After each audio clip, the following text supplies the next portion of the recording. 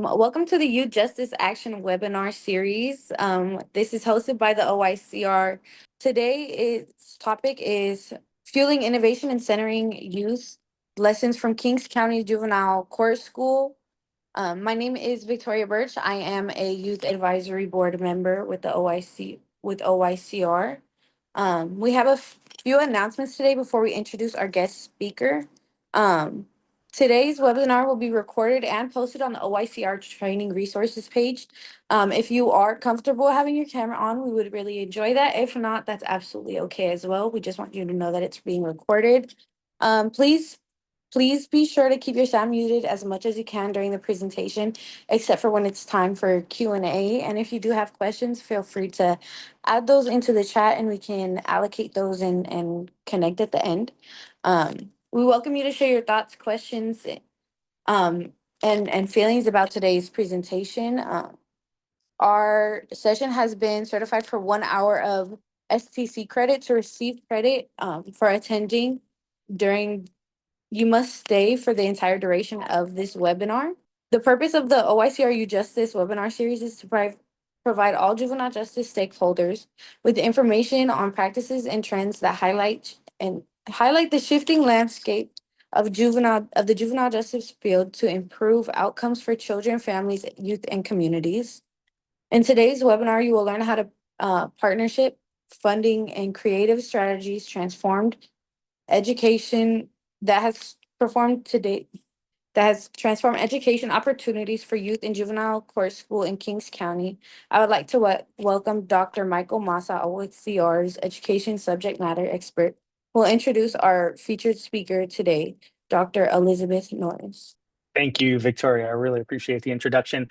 Hello, everyone. Good morning. My name is Michael Massa. I'm with the Office of Youth and Community Restoration. And I had the opportunity to actually get out to Kings County back in February for their school advisory committee meeting. And I was so impressed the level of attention and effort in bringing together community, parents, students, and all of the system partners to really have a comprehensive conversation about school improvement. And the meeting was being led by this really dynamic facilitator. And I was like, wow, this is really amazing. I don't see this in schools in the community, let alone a juvenile court school setting. This is awesome. And so I got to meet Dr. Elizabeth Norris, and she said, hey, we're going to have a community event next month. If you're interested, please feel free to come through. So I went to the event, and I always have a critical lens, like how are the juvenile court schools going to be included? Because I saw a lot of different programs happening at the schools in Kings County, but I always want to make sure that juvenile court school is included. And sure enough, there was a table with a setup and how all the gardens are being grown by the young people and all the science lessons around it. I was like, man, this is like amazing. I wish this was the standard case across the state. So I got to know Dr. Elizabeth Norris a little bit more, and just really, and I begged her to do a presentation at the Education Advisory Committee meeting that we have. And there just wasn't enough time to capture all the amazing things happening. So I said, you know what, we got to do a full webinar on this. So without further ado, let me introduce Dr. Elizabeth Norris, who's the the Director of District Support Services at Kings County Office of Education, where she oversees alternative education, professional learning, credentialing programs, and statewide equity initiatives. Previously served as the site principal at the J.C. Montgomery Kings County Office of Education Juvenile Court School, and brings her expertise from roles within the role as a principal, instructional coach, classroom teacher, strong foundation in literacy, ELD practices, and educational leadership. This is the superstar. This is all one person, keep in mind. So without further ado, I will hand it off to Dr. Norris to get this started. Thank you for being here, Dr. Norris. Thank you so much, Dr. Massa. And I have to, before I share my screen, give a shout out to the Madera County people that are online too, because that's actually where I started my career in alternative education at Pioneer Technical Center. So hi to all of you out there. All right. So I'm going to take you on a little bit of a journey through the process. We've developed some of our programs at Kings County Office of Education at J.C. Montgomery School. But before I dive into that, I just want to say that none of the things that we're doing there could have happened without the support of our county superintendent, Todd Barlow, and my supervisor, Joy Santos, and then Kings County Probation, who have been incredible the whole way through, back when Chief Vernon was there and now with Chief Baker. And we just really appreciate their support in letting us, as we said in our community school advisory meeting today, stretch the box as far as we're able to. So I started at JCM as principal in the year where the schools briefly reopened for about a month if you were a juvenile court school, and then the whole education system got shut down. And we fell into that gray area loophole where, because we'd already been open, we were allowed to remain open, and our staff all agreed that that was what was going to be best for the students. But coming in off of those several months where the students had been engaging in online learning without direct support from the teaching staff at JCM, we saw a lot of the disengagement that was seen across the education system. And then we also saw a lot of very common factors that happen with our justice-involved youth. There was generational mistrust of the systems. A lot of times the families confuse the probation department with the school system and don't realize that while they're partners, they're two separate entities. We know our students have experienced complex trauma. They felt unheard, especially during the time when the educators were not on site to directly interact with them. There was a lot of deficit thinking, both the students about themselves and their own abilities to do well in school, but also with our education staff thinking that the students didn't want to learn and would not engage in the type of learning that I knew was possible for my alternative education career, which is, you know, very culturally sustaining, youth-centered, lots of student voice. And just as an example, our curriculum, while the book, The Hunger Games, is a good book, it is not very reflective of our student population. So I did a few things as soon as I came in, and one of them was to replace all of the novels that we had in the program and our very, very outdated history books with much more youth-centered contemporary pieces, as well as some historical fiction like Mouse and Code Talkers and books like that. But the primary thing that I wanted to do was to show my staff that these students not only want to learn, but would thrive in an environment that was designed for them to learn. And so with me knowing that that possibility could in fact happen, I worked with my team back in the educational services department, and we did some dreaming about how we could utilize some funding that we were being given for social emotional learning support. When I taught at Pioneer Technical Center, I used a lot of music in my classroom. We had to help students pass the old high school exit exam, and the figurative language piece would often keep them from being able to pass that test. And the poems on the KC were very old-fashioned type of language and things. And so I would use paired text where I would bring in song lyrics and combine them with those older poems so that the students could see the common themes and learn about the different figurative language pieces. If we had to write things like persuasive essays, then we wrote them about topics like whether graffiti was art or trash. I had a lot of students that were interested and probably actively involved in tagging at the time. And it just had such a huge impact in my classroom. I always tell people that I didn't really learn how to teach in my credential program. I learned how to teach from the students and their reaction to what I was bringing and whether it worked or didn't work. And that's what taught me everything I knew, which I later found out is called culturally responsive and sustaining pedagogy. So the students that we had, we asked them what they were interested in and what they liked to do. And a lot of the students were very interested in hip hop and music and wanted to be rappers, or they were very interested in the arts and liked to draw. So we decided to put together a hands-on learning project centered around hip hop pedagogy. And my colleague Ed Campos and I wrote the lessons with the students as we went. We brought in teaching artists like Josh Levine, who you can see in the picture with the microphone.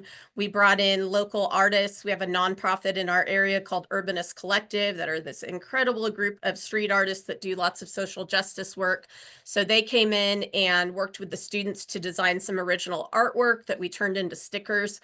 Eric Gonzalez, who's the founder of Urbanist Collective, is actually the one that named the project Stories with Style. That's his artwork. And the project went really, really well. The students were very engaged. They had no issue telling us what they liked and didn't like.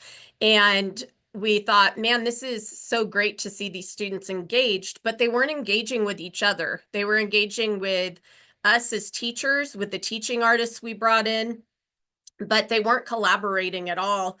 And so we were thinking, man, we're going to have to figure out how to break down that barrier in the future, because that's really the goal, is to have everyone work collectively. And then one brave young man did that for us. He asked if he could jump on somebody else's song. And as soon as he asked, every other student in there wanted to work collaboratively. And so even though we were done with the project for the year, we were like, well, we can't stop this momentum train. What could we do to keep this going a little longer? And so we threw down a challenge to the students, and you can see them working on the challenge together on the far side of the screen. And we asked them to write a piece about problems that they see in the education system. And Ed and I presented that original piece that they created at that year's Q conference, which is an educational technology conference. And I have just a little bit of that first year's program, which you'll kind of see a compare and contrast as the program developed just through the development of some of their music videos. But this is year one, Stories with Style for Spring Q.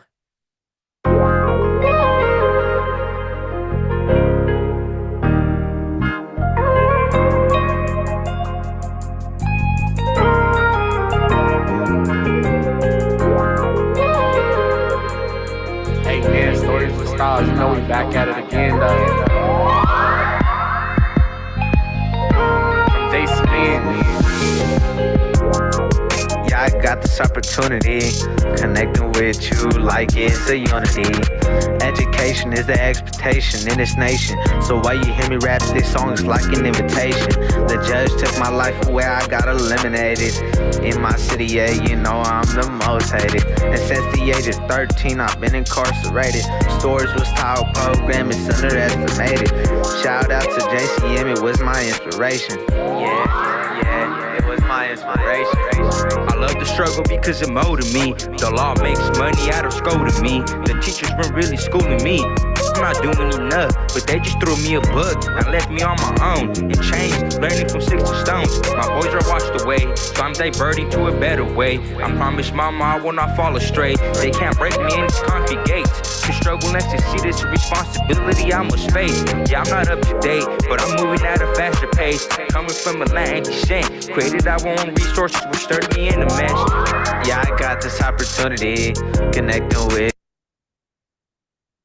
And so in that first year, a lot of our funding was spent on really designing from scratch with our teaching artists and our IT department these mobile recording studios that we could roll from classroom to classroom. We purchased programs like Soundtrap and WeVideo for our students to use, spent a very large amount of time vetting them and making sure that they were safe and secure so that there weren't any unsafe conditions for the students to work on those programs. And our local arts group for our region, the Highway 99 Arts Committee, I was at that time half principal and half coordinator. And one of the things I did as coordinator was serve as our arts consultant. And they helped to fund those Stories with Style lessons and the development of that program. And they connected us with Allison Frenzel from the California Department of Education. And she is an unstoppable powerhouse of a human being that has done so very much for our program. But she offered us a grant called the Hip Hop Education and Equity Initiative Grant in our second year. And that funding we were able to utilize to expand out on the initial program. We also worked with Martha Diaz, who does a lot of work with curating and ensuring that hip hop history is honored. And she encouraged us to make sure that the students not only knew the contemporary artists, but also knew the history of the culture. And so we wove in a unit into our history class on the history of hip hop as a culture and its impact today in social justice movements and other areas. Our incredible equity coordinator, Jessica Womack, worked with Dr. Goldie Muhammad. Dr. Muhammad worked with our whole staff, but she worked specifically with Jessica designing an English unit around the miseducation of Lauryn Hill. And so we were really able to expand and build out a program.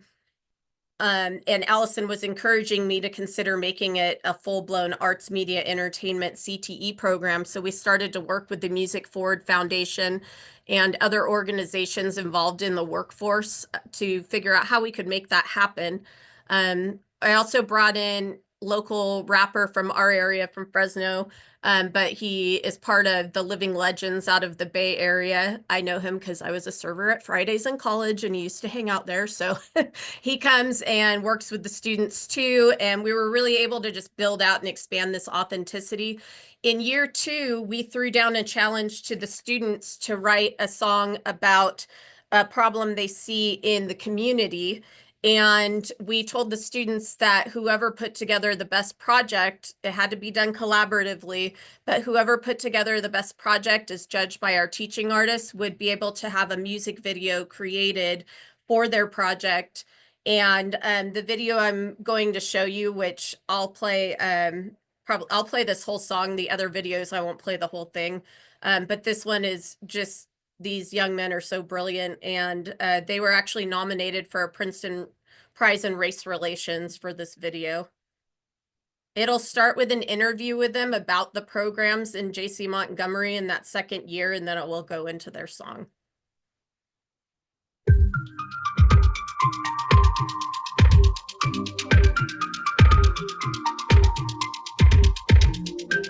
It's basically the same routine every day. You wake up, you eat, you clean your rooms, you program, and it's a lot. It could be tension sometimes between other youth, but you get through it every day by day. If I'm going through some pain or I feel happy or excited about something, I put that into music. And when we got introduced to this program, it's like a big wake-up call for everybody, because we don't really get things like that here. So like being able to have access to a whole studio and artists that come in and help us it's amazing, because like what other juvenile hall do you hear about getting this stuff, like I'm just glad that we got this opportunity, because it really did a lot for us, and it really helped a lot of kids cope with what was going on that they haven't talked about for a while. They just let it bottle up, I mean, not everybody gets this, not everybody in other juvenile halls have this opportunity, so we got to take this and run with it and do the best we can with it.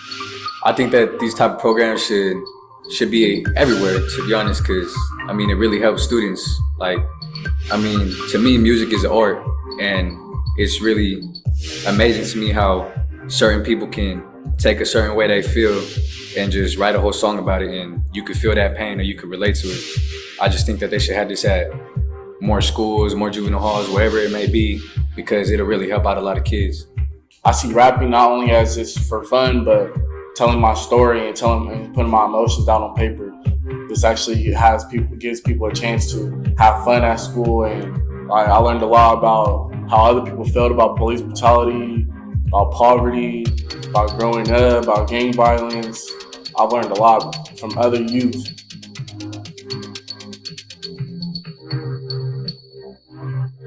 I really hope that this song just reaches out to everyone and has a positive impact, and just brings attention to everyone, what goes on in certain communities.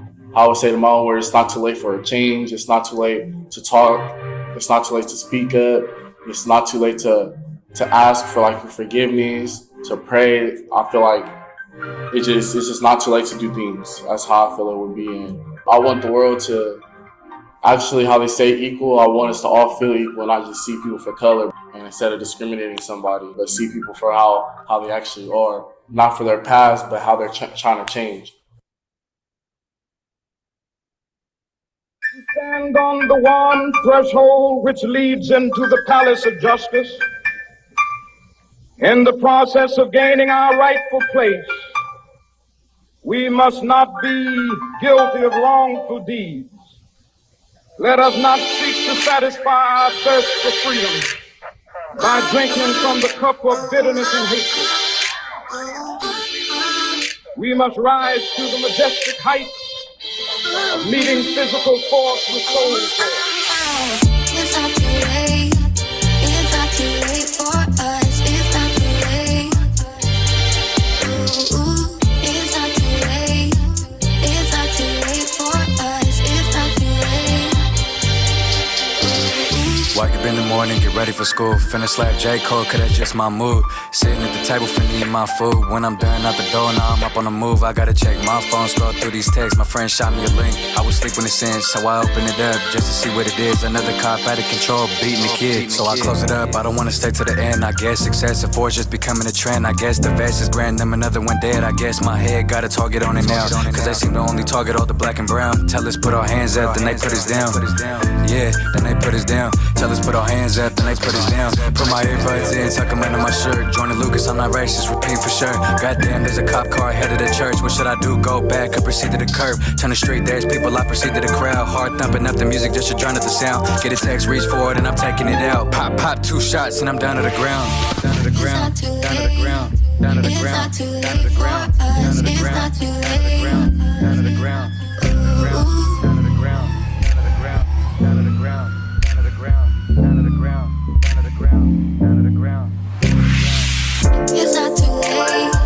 It's not too late for us. It's not too late. Ooh, it's not too late. It's not too late for us. It's not too late. Daily routine, pulling out of the station. I just got back, I was on vacation. Got dispatch talking, describing the kid. Drug dealer ran off and he got brown skin. 10-4, can you tell me where we last was seen? Yes sir, by the church on that one bad street. One more question, does he got a weapon? Unsure, but we know he got some prior possessions. We know he got a backpack full of drugs, guns. We know that in the past he resists, he runs. Proceed with caution, but approach with enough. Do anything you can to get him back in the cuss, cause we can't let it go, let him get away. Gotta put him in the jail so the people safe. So I head to the suspect's last location. Sip my coffee as I sit there waiting. And what do you know? It's the key to my mission. A young brown man that'll fit the description. I call out to him, but he pick up the pace. Turn on another street, trying to hide his face. I trail right behind him, but he up on the move. And now he reaching for his pocket, so now I just gotta choose. I yell, hey, stop, 2 shots, I shoot. And eliminate the threat like we was trained to do. Like we was trained to do. It's not too late. It's not too late for us. It's not too late. Ooh, it's not too late. It's not too late for us. It's not too late. Hating is a sin, well if that's true. Why people always hating on the black dude? People see us as a target, how's that cool? Every move that we make, it's like we lose. We learn different, never had a place to call our own. Pray for change, pray for help, like Lord, we feel alone. It would never get easy, it would never be okay. We look up in the heavens like Lord, it needs to change. Sinners, sinners crying, police killing our young. We can strike, we can fight, we can put our hands up. See the color of our screen, man, to do this crap for fun. First choice in our head is drop it all around one blink. Now we going story, make him a thug. Racial profile, I guess we all selling drugs. Look. Racial profile, I guess we all selling drugs. I'ma speak up, cause I reign from the streets. It's not too late for change, that's why Rosa took a seat. That's why Martin had a dream, that's why Malcolm had a speech. Put our hands together, pray to God to let him see. I'm not rapping just for fun, man, I'm spitting to teach. Hit the words, clap your hands while you listen to this beat. Look, hit the words, clap your hands while you listen to this beat, cause it's not.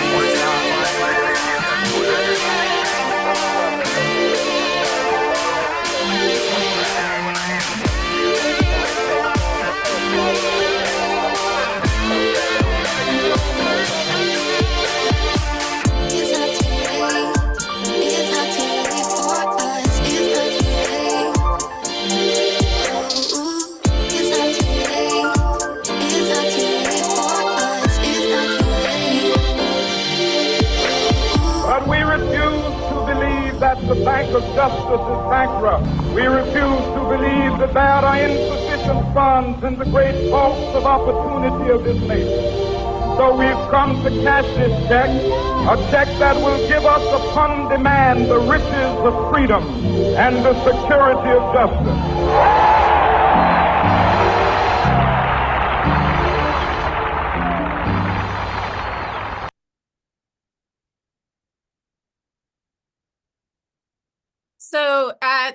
point in the program, we really had built out this pretty incredible thing. But what we discovered was sometimes we have students that are there longer, and we were starting to have students there longer as the CYAs were closing. And so we ended up working with some of our partners and expanding out our offerings and developing these what's now a full-blown digital communications pathway. It's A through G approved as fine arts credit so that the students get core credits and CTE credit for taking the courses. And through that process, Allison Frenzel moved us from the H2E2 grant to the workforce training grant, which is a much larger amount of funding. We started to braid in other funding into these programs like CTIG and Strong Workforce and some of those other pieces, and brought in things like podcasting and short videos. We actually just showed it right after our community school advisory today. The students developed a mini documentary that they did all the filming on about J.C. Montgomery, the person our school is named after, which is pretty cool. And so we have a YouTube channel where students, if they want their videos to be published, we will publish them. Anything they create they don't want published, obviously we honor that. The podcasting unit has become very, very popular also. They come in and have no clue what a podcast is, but as soon as we show them some podcasts and talk about the different formats and genres, they get very excited to see it. We've been able to bring Manny Faces, who his podcast is Hip Hop Can Save America, which our programs have been featured on. He's flown out from Atlanta a few times and come to speak to the students. And so we really try to bring in as many people to the program that are working in these fields and doing this type of work. Today's feature sound with Dr. Elliot Gann, who does a lot of work up in the Bay Area, has come down and run workshops with us. We've continued to work with Music Forward. They actually just had last week this up and coming group called Dryan, a Mexican artist, incredibly talented. Could not even believe that he was performing live in front of us, which was really neat for our students who come from our Hispanic communities to be able to have those artists. They did a career panel explaining some of the career aspects of working in live music production, which was neat. We've developed a store online through a platform called EdCore, where our student sticker designs are available for sale. And then we also are in the process of putting some of the designs as shirts. We purchased a sublimation printer with some of our CTE funding, and we're funneling all of the store funding through ASB so that every bit of it goes directly back to the students for school-wide student activities, which is pretty neat. So just to show you, before I move on to some of the other things that we've done, just to show you how every year we've progressed. We try to come up with a different challenge every year. We try to keep it fresh for the students.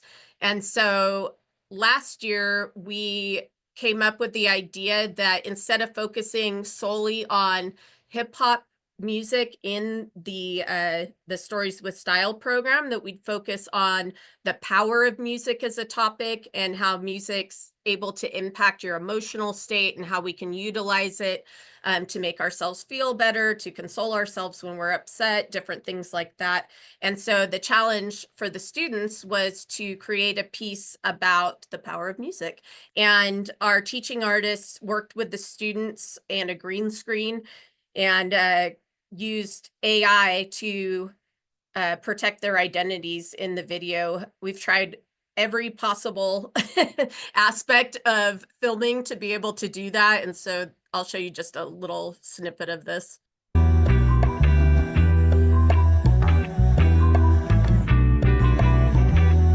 Music is my power. Wait a second. How much money are we gonna get?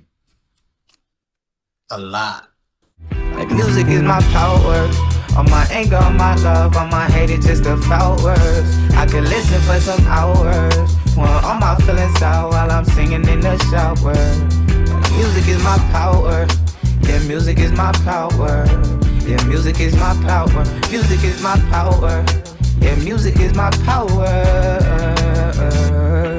As force music is so inspirational. You never found the love and living in a world of hate. You know, like Bob said a long time ago. That's just a little snippet of that one to kind of show you the progression. So through all this work that we did developing this arts media entertainment pathway, we really discovered the other power, which is braided funding and being able to apply for any grant that would feasibly be allowable in a juvenile court school setting. We have been awarded most grants we've applied for, and we've been able to use that funding to offset our declining enrollment to be able to still meet the needs, because as we all know, those needs are still very deep, and we have to have the programs in place to be able to do that work. And so one of the things that the students had brought to light is that they wish they could stay with us without staying with us in the facility. They wanted us to be able to continue to be their school program. And so we had done some research and some looking into whether we could start an independent study program. And that wasn't feasible. So we started to look at the community school funding and applied for Remember a you, because planning you grant. guys are the Dodgers fans. I am. I And remember. applied for a planning grant so that we could open a school that the students could transition to. And that's actually what my doctoral research was around, was designing an innovative program around the community school model for students who were system impacted. But because there's a moratorium on non-classroom based charters through next year, we ended up applying for implementation funding for JC Montgomery. And we've been able to use that funding, which is how I met Dr. Massa, to really expand upon the great things that were already happening there and go much deeper. The first thing the students wanted to see brought forward was some kind of outside of school hours physical education opportunity. So we started an aerobic conditioning program, which I'll show you a short snippet of in a moment. We have purchased flexible seating, both for the recreation spaces that the students spend time in outside of school, as well as in the classrooms. We have picnic tables that will eventually be put into place as we develop our outside space with probation in the County of Kings. We purchased life skills curriculum to implement next year, and we just received hygiene kits, which the students said are one of the best things that we have done so far, so that every student who transitions out will be given this hygiene kit to take with them. And then at today's advisory, we talked about purchasing backpacks and other pieces to put the hygiene kits in to really ease that transition back into school.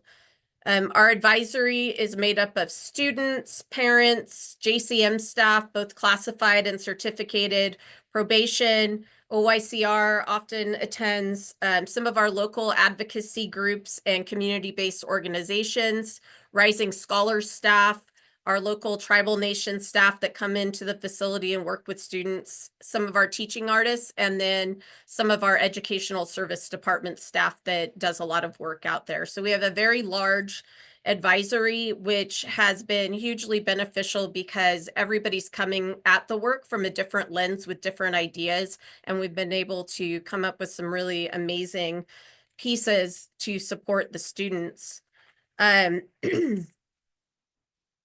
As part of that community school work that we've been doing, we started an annual event, which Dr. Massa came to this year. It was the second year we've held it, called Community Connect. And the purpose of that event, the underlying purpose for me, is to really address misconceptions within the education system. You know, there's lots of misinformation that happens out in the news and on social media around things like culturally responsive teaching, or what we are or are not allowing students to do at school. And so we wanted a venue to be able to bring the public in with the education system so that education could tell its own stories.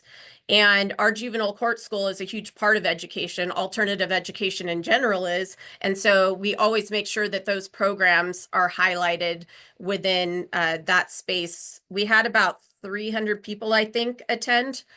And we are able to connect the schools to the great partners and resources and programs in our community, including local industry partners, as well as really showcase the exemplary programs that are happening out within our schools. We've centered those events around the whole child model. That's the center of the community school model. And this year we wove in Cal Hope funding and highlighted the connections between social emotional learning and career technical education. And so we had videos of our juvenile court school students, and then the 2 teachers that teach our CTE programs came and presented along with those videos of the students so that they could be incorporated and included in the event. So that's been really amazing. One area, not everything's perfect ever, right? Obviously. One of the areas that we're really working on with our staff and with the larger community is the perception of the students and their families. And we had the opportunity through the community school work to have Dr. Steve Constantino come work with us. And he talks a lot about needing to change our mindsets as schools and start to think about what are we doing as a school system to make families want to come to us versus trying to fix the families themselves. And so that's an ongoing process. It's taken a while to get families to come to our advisory. They are uncertain. It's an unfamiliar space. They're not sure what they're being asked to come and do and leverage. Even in school site council, they'll often sit and not really have comments back or input back to us. But we finally have some families that are attending. We've moved the meetings into the juvenile facility, into the new day reporting center so that students are able to attend in person. And so we feel like we're on the right track, but shared leadership with our families and our students is going to be a multi-year process within this work. And I just have a really quick snippet of our aerobic conditioning and one more piece to share, and then I'm going to pass it back. Okay. Here at the JCM, we really try to employ an SEL approach by really creating a safe environment for our students where they can thrive academically and mentally as well. We also try to focus on cultivating responsive relationships between staff and students. So at the same rate, we focus on providing them with the coping skills that they need so they can self-regulate in the classroom. And then hopefully with the plan that when they leave the facility, they can employ those coping skills as well. I'm here at JCM and we're doing aerobic conditioning with some of the kids, and we're doing it in hopes to create community, number one. Number two, teach some lifelong lessons with fitness, and hopefully understand that through fitness and through exercise that we can maybe heal some wounds, we can address some of the mental health needs, and healthy body, healthy mind. So our aerobic conditioning coach is not just an aerobic conditioning coach. He is actually the assistant superintendent for our largest high school district. And I knew he was a CrossFit coach because he talks about CrossFit all the time, like people that do CrossFit like to do, right? And he was complaining about how he felt like he couldn't really directly impact the system because there's so much bureaucracy and so many plans we have to write, and it's just really difficult to have direct impact. And I'm nothing if not willing to take advantage of any opportunity to connect people to the students at JCM. So I immediately asked him if he wanted to make a difference and come work with the students out at JCM. And we were able to receive state approval to implement that program, to purchase the equipment for it. And it is by far the high point of the students' year, along with what will soon be this outside area. We also received Golden State Pathway funding, and we're utilizing it to meet one of the needs that came out in our needs assessment, which was to add more vocational education aligned with jobs in our area. We're a very high agriculture area. And so when we moved into this facility, this is the new juvenile facility, they renovated in the old branch jail and they built a new school, and those both look amazing. But because of increased costs with renovating older buildings, there was not funding to be able to landscape the area in between the school and the juvenile facility. And while we were collaborating and talking with the probation department, they jokingly said, "Isn't there a grant you can apply for that?" Because that's what we do, is apply for grants. And I said, "Actually, there is a grant." And so we applied for Golden State Pathway funding to implement environmental agriculture and agriculture mechanics. This is a rendering by one of our graduates of what the students would like the areas to look like when we're done. And we'll be working with the County of Kings, Kings County Probation, and lots of other entities.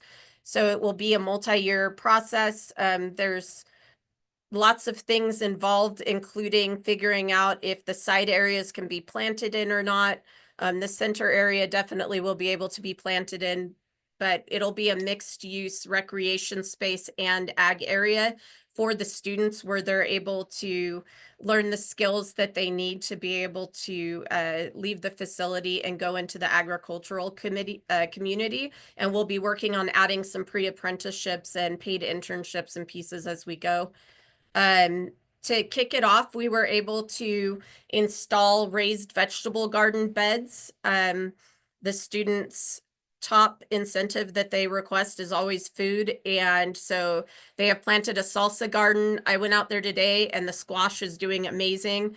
Rabbits have gotten some of the other plants, but we are in the process of putting fencing around the area. And we'll then install a shed and a larger greenhouse and some different pieces. And the kids just adore the opportunity to go work outside and grow their own food and really learn about this career field. And the ag mechanics class will be in partnership with Rising Scholars. Lemoore College has ITech certification pathways, and they are willing to bring their mobile certification lab over to the facility when students finish the certifications. So we'll be holding that class as an extended learning outside of school hours. And for their capstone project, we are going to implement a small engine repair program, because that's a very viable career field in our area. So we're excited about that. To wrap up, I just wanted to share a tiny piece of some of the other work we're doing in the county. We are one of 3 statewide equity leads under the Genius Initiative, along with Los Angeles County and Sonoma County, in partnership with CDE and the California Collaborative for Educational Excellence. And this funding is tied to the equity multiplier funding that all of our juvenile court schools are receiving, and ensuring that we're utilizing it to really address any disparities to help make sure that our students are getting what they need. And our first event that's being led by Kings County will be in Fresno, September 8th and 9th. And Nicole Tucker-Smith will be coming and speaking on creating inclusive environments for students. Zara Sims, who is incredible and works for Rising Scholars, but also does independent consulting work. She has developed a transition curriculum called Roots to Reentry, and she will be coming to do a trainer of trainer model with that curriculum on the 9th. So if you're interested in that, it's free. We invite you to come attend. And on the slides that you'll be receiving, there's also an email to connect with our equity coordinator, Jessica Womack, and be able to keep up to date on anything we're doing with the Genius Initiative. So I would like to now pass it back over to Victoria and Juan to close us out before we do some Q&A. Hey everyone, this is Juan Gomez with the Youth Advisory Board. I just want to say thank you for the speakers for sharing their expertise with everyone in this important conversation. I want to say just for myself, I think that I always shared these things 12, 13 years ago when I was in the juvenile justice system. This will never be seen, you know, and to be seeing these programs now in Kings County, I think it's like pioneering, and it's going to open so many doors. So I want to commend you guys for your hard work. I really like something that Elizabeth said. It says that youth will thrive in environments designed to learn. And I think that's the biggest change, right? That's the biggest thing. Personally speaking, I can tell you that when the systems are designed for us to be just punished and not rehabilitated, and that's what's going to happen, right? Nothing's going to change. The narrative isn't going to change. But when you give us opportunities to growth, there's a lot more there's a lot more room for that. And I would like to just give you guys some announcements before or let me take that back. Let me just I'm gonna open the room for questions before I do general announcements. And I know there was a question earlier about how many youth are serving their school. And that was a question from Cynthia. Yeah, we're a tiny county. So our facility serves the entire county, and we typically have somewhere between like 10 and I think we've gotten up to 30, but it ranges between 15 and 20 most of the time. I do know some of the larger county offices have implemented some of this curriculum in their settings, though.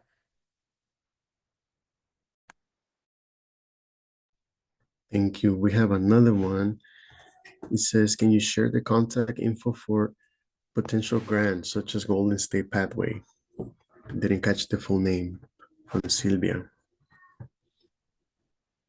Yeah,